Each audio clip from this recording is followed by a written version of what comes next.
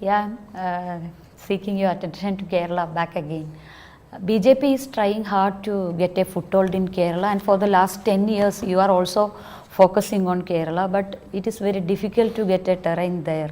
Why is it so difficult? What are the challenges? पहली बात है कि चुनाव में क्या होता है इसके आधार पर हमारी पार्टी सेवा नहीं कर पा रही, ऐसा नहीं है। आप देख लीजिए पिछले दिनों जब भी केरल में कैलेमिटीज आई, सर्वाधिक लोग अगर मैदान में रह करके काम किया तो हमारे लोगों ने क्या किया है। और इसलिए आज स्थिति यह है कि केरल में लेफ्ट की जमीन खिसक रही है और वहाँ की जनता को पता चल रहा है कि वहाँ के मतदाताओं की आंख में धूल झोंकी जा रही है। एलडीएफ यूडीएफ इकट्ठा हो तमिलनाडु में, एलडीएफ यूडीएफ आमने सामने लड़ते हो केरल में। अब एशियानेट तमिलनाडु में खबर देगा साथ है, एशियानेट केरल में खबर देगा लड़ रहे हैं, तो लोगों का विश्वास टूट जाता है। 2011 विधानसभा चुनाव एनडीए को 6% वोट मिला था।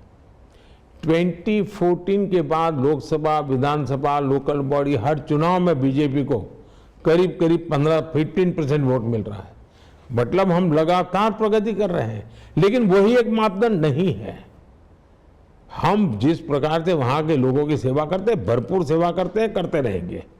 और मैं मानता हूं कि गुड गवर्नेंस और नैरेटिव मिस इन्फॉर्मेशन, इसके बीच में लड़ाई है।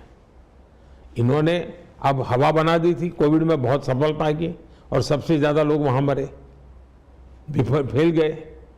तो आप मीडिया को कंट्रोल करके हवा फैला दोगे, इससे नीचे की स्थितियां सुधरती नहीं है जी। BJP is trying to reach out to the Christian minority in Kerala, but it is not getting the desired levels. What is the? पहली बात है कि भारतीय जनसंघ, भारतीय जनता पार्टी, हम समाज के सभी वर्गों को साथ लेकर के चलने वाली पार्टी है। हमें सैद्धांतिक रूप से समाज के सभी वर्गों का साथ लेकर के चलना, ये हमारा मूलभूत सिद्धांत है।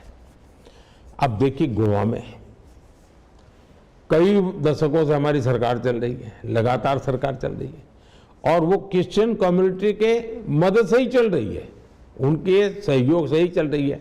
आज नॉर्थ ईस्ट में देखिए, नॉर्थ ईस्ट में हमारी जितनी सरकारें हैं वो ज़्यादातर हमारे मुख्यमंत्री या तो ईसाई हैं, हमारे मंत्रिमंडल के अंदर ईसाई सदस्य हैं, या तो ईसाई समाज ही तो वहाँ है वोटर सबसे ज़्यादा, उनके वोट से ही हमारी सरकारें बन रही है। और इसलिए क्रिश्चियन समाज का हमारे से सहयोग नहीं है, ऐसा आरोप मैं क्रिश्चियन समाज पर नहीं लगा सकता हूँ। हमारे प्रयत्न और ज़्यादा करने चाहिए हमको, हम कर रहे हैं। अब केरला में बूथ से लेकर राष्ट्रीय स्तर तक हमारी लीडरशिप में क्रिश्चियन साथी हैं। क्रिश्चियन लीडर्स, बिशप्स शायद साल में 5-6 बार मेरे से मिलना जुलना होता है। मेरे यहाँ क्रिसमस भी मैं बड़ा अच्छा फेस्टिवल करता हूँ। एलडीएफ यूडीएफ के झूठ से क्रिश्चियन कम्युनिटी तंग आ गई है और मेरे पास आकर के वो उन्हीं की शिकायत करते, बोले हमारे चर्चों के बीच में इतनी लड़ाई करवा दी है, हमारी चर्च की प्रॉपर्टी को इतना संकट में डाला हुआ है, आप हमारी मदद कीजिए। वो भारत सरकार से मदद चाहते हैं, ये मुसीबत में है और मैं इतनी मुसीबत में वहाँ चर्च जी रहा है, उनकी मुसीबतें मैं देख रहा हूँ, हम उसकी चिंता करने। अब जैसे फिशरमैन है, मैंने अलग अलग फिशरीज डिपार्टमेंट बनाया है ताकि हमारे कोस्टल एरिया के लोगों की मदद हो सके।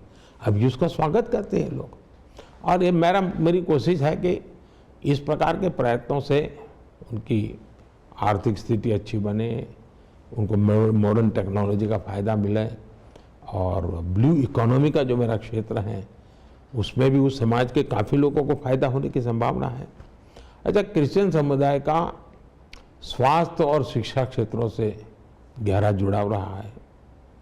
अच्छा, मैं वेटिकन गया तो होली पोप को मिलने गया था, तो बड़ी लंबी चर्चा हुई जी और उनको मेरी सरकार के कामों की काफ़ी जानकारियाँ थी, काफ़ी विषयों पर और बहुत से मुद्दों में हम बोर्ड पर थे और मैंने तो उनसे कहा कि आप भारत आइए, मैंने निमंत्रण दिया है उनको। हो सकता है शायद अगले साल वो अपना कार्यक्रम बना ही ले।